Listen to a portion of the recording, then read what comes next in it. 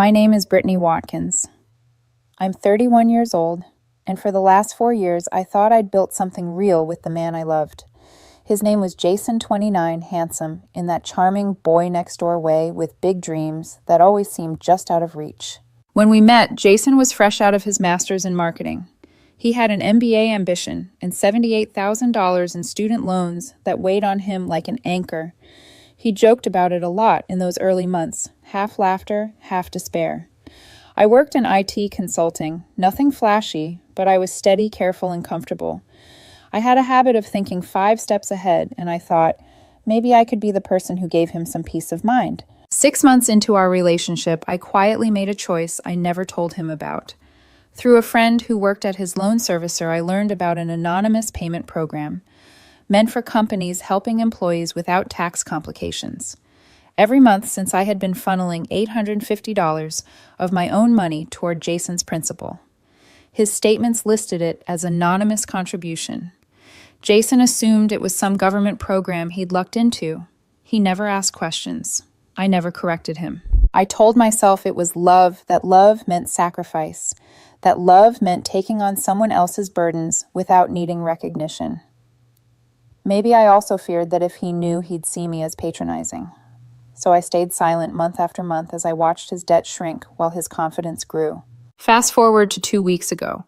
We were at dinner with his friends Brittany and Megan, both married to finance guys who adored flashing their wealth. Jason had been more status-obsessed lately, always comparing. Their cars, their rings, their vacations. I thought it was insecurity, something that would pass. That night, after his 3rd glass of wine, Jason leaned back in his chair, eyes glassy, and said loudly enough for everyone to hear, "I just feel like I'm settling." The table went silent. I froze my fork halfway to my mouth. Look at Brittany's ring. Look at Megan's car.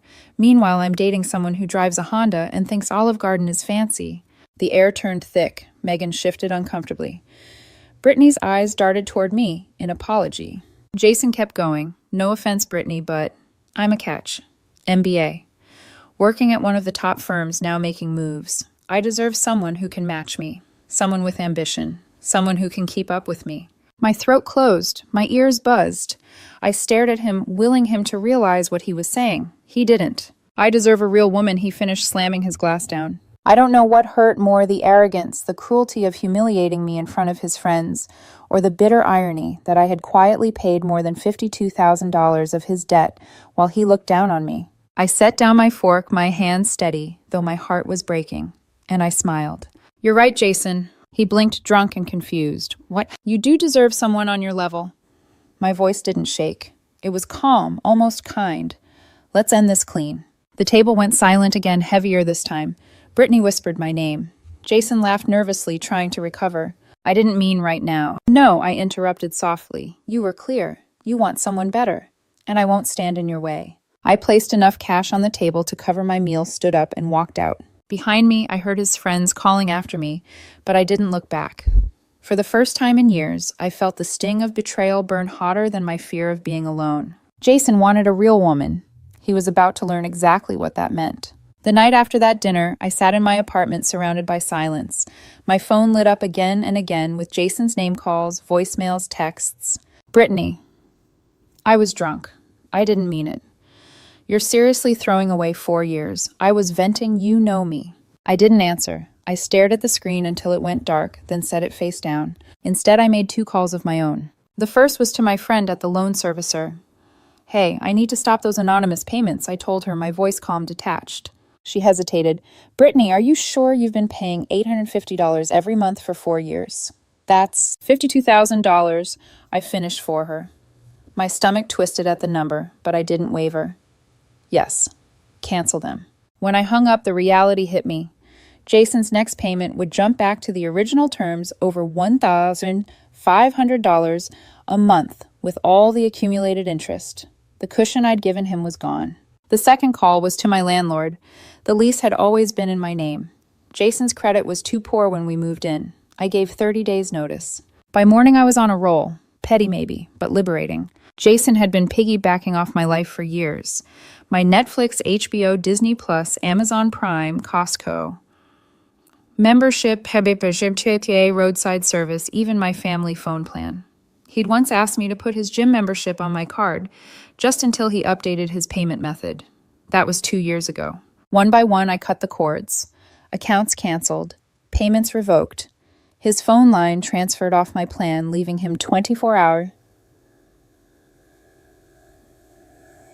to set up his own before service ended.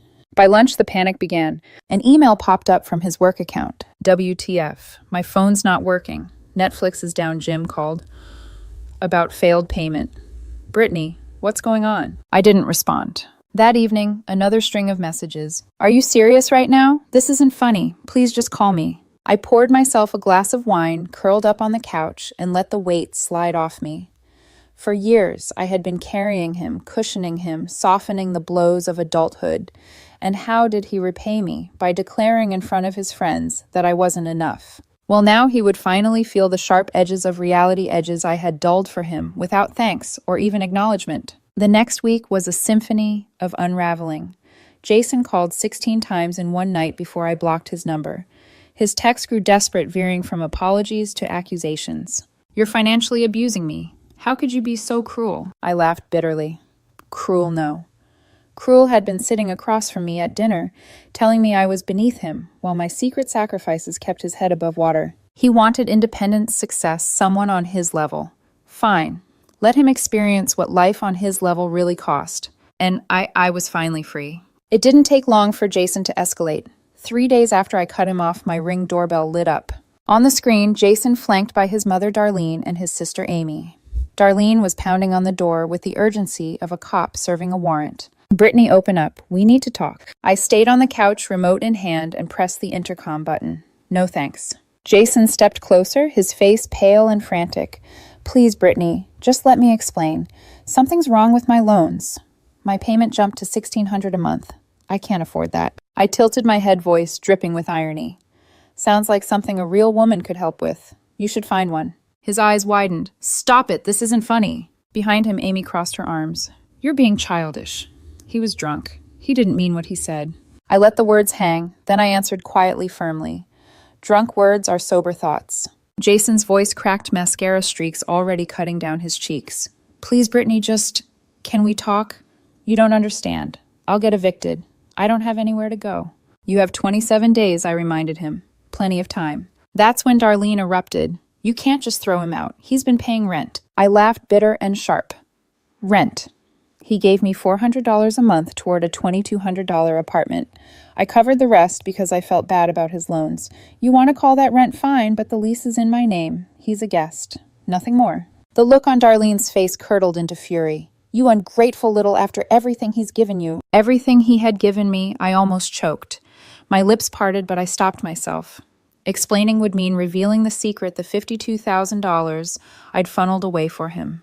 No. Let them believe what they wanted. Amy sneered. You're financially abusive. That's what this is. I leaned forward, eyes fixed on the camera. Abuse.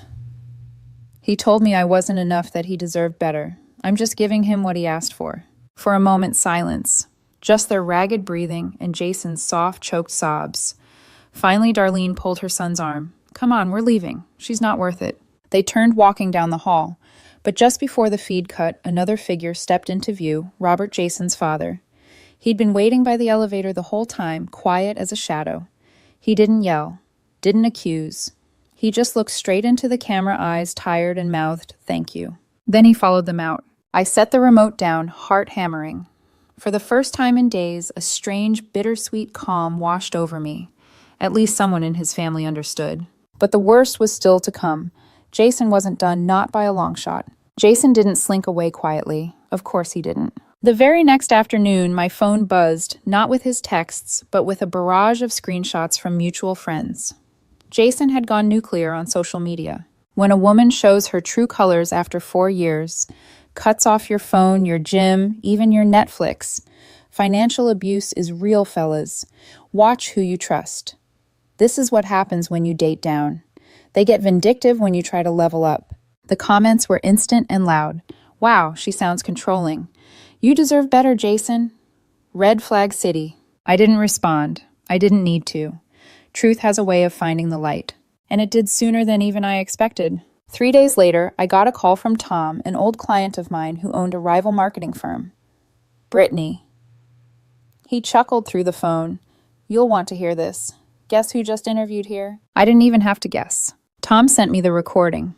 Jason had walked into the interview dressed to impress in clothes he couldn't afford, chest puffed, talking like he was untouchable. Well, I know my value, Jason bragged. I'm looking at a minimum compensation of $120, plus I need help with my student loans. My last relationship ended because my ex couldn't handle my success, and now I'm dealing with financial sabotage.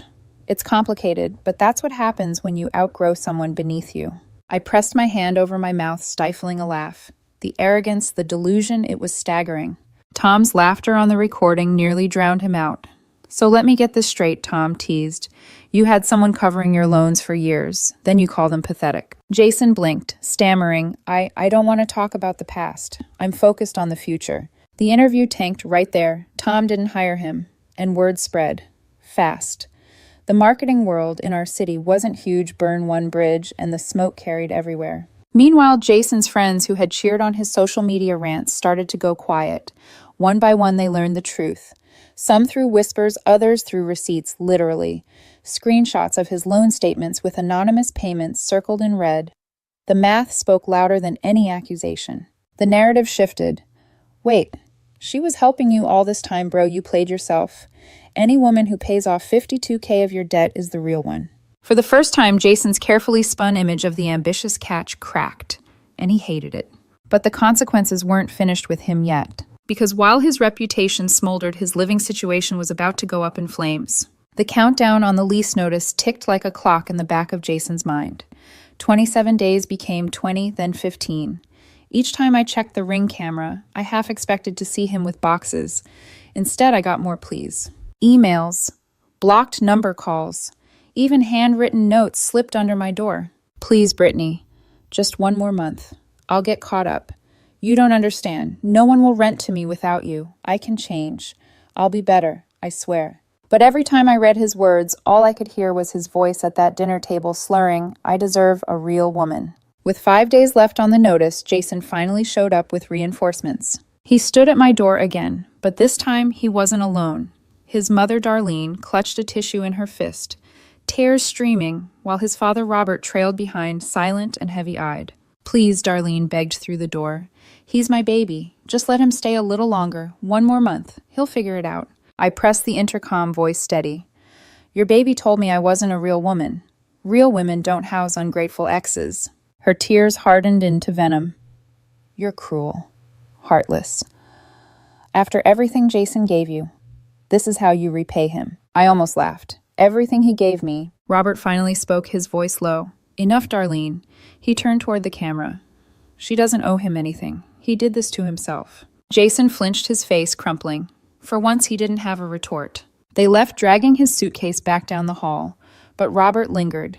He waited until Darlene was out of earshot, then leaned closer to the camera. Thank you, he said quietly. I knew you were the one helping with those loans. Figured it had to be you. I'm sorry it cost you so much, but maybe he needed this. And then he walked away, leaving Jason standing in the rain, outside, his shoulders sagging under the weight of everything he'd thrown away. Through the window, I watched as Jason loaded his boxes into a U-Haul. Amy arrived to help, though the way she rolled her eyes each time he whined made it clear even his sister was running out of patience. Before he left, Jason tried one last time. He knocked softly alone this time, his voice muffled through the door. Brittany, please, 5 minutes. Just 5 minutes to talk. I stayed silent. My chest ached, but I didn't move. Doesn't it mean anything that I loved you? His voice cracked. I closed my eyes. The truth was bitter, but simple. He hadn't loved me. He'd loved the life I gave him, the comfort, the safety net, the invisible hands holding him up while he reached for higher branches. And now those hands were gone. The doorbell camera caught the exact moment Jason broke down, ugly sobbing against the doorframe. Then he turned, shoulders hunched, and trudged away. It should have hurt, but instead I felt lighter, like the air had finally cleared after a storm. Jason had wanted someone on his level. He'd found her at last, himself. Jason moved back into his parents' house at 29, an MBA graduate making $72,000 a year, living in his childhood bedroom with posters still on the wall. At first, he tried to hide it. His Instagram was still full of champagne brunches and vacation throwbacks, pictures from trips I had paid for, captions about living my best life. But whispers have a way of leaking. People knew. His friends Brittany Megan pulled back when he started hinting at needing short-term loans. Their husbands, once his idols, shook their heads. One even said aloud, "Any woman who secretly pays $52K of your debt is a real one. You blew it." Dating wasn't any kinder to him. Amy, his sister, told me once in a fit of exasperation, "He's scaring guys off." Jason interrogated every woman he met on dating apps, credit score, income, financial goals, all before the appetizer arrived. One man she swore he liked ghosted him after Jason sent a spreadsheet outlining relationship financial expectations. A spreadsheet. Meanwhile, karma tightened its grip. His company found out about his drunken social media rant accusing me of financial abuse. HR slapped him with a warning about professionalism. When word of his disastrous interview at Tom's firm circulated, his chance at a promotion evaporated. He wasn't fired, but he was put on a performance plan. His golden future dimmed into a long hallway of missed opportunities. And me, I redirected the $850 a month.